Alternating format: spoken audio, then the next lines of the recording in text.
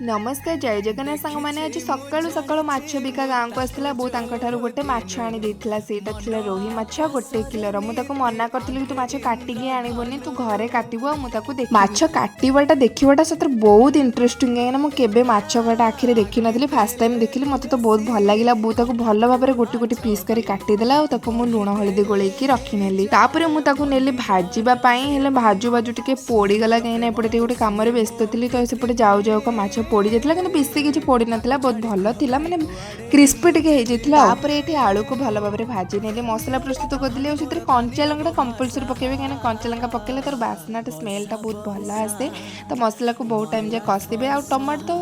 Main माने main ingredient जो आम कहवा से हूँ टमाटो तापर आलू भी माछर न पड़े तार टेस्ट भी किसी आसबनी तो ये मोर रेडी होगा माछ तरकारी मुझे खाली माछ दी चार्टा पकई नेली कहीं आम दी जन मनुष्य एत कौन माछ पकेबू तापर ये मुझे गोलैकी कुकुर मानक खाଇବା रेडी करी किंतु ये कुकुरटी सतरे सांग मैंने खावा देली से सांगे सांगे मुझे बुलिक आसली सब खाईदेला तो छुआ मानक बिल्कुल भी खावा देलानी से छुआ मैंने आसिक खाऊ था पेली पकाए आम माँ मैंने तो मैंने से निजे बरम खाइबे कहे आम पिला मैंने खातु किंतु कुकुर मैंने कौन पे सेमती करती कि जाने खाइबाटा जमती होता ना कहीं चाह कुकुरटा कि तार हाथ गोड़ सब चाटिकी खाइला।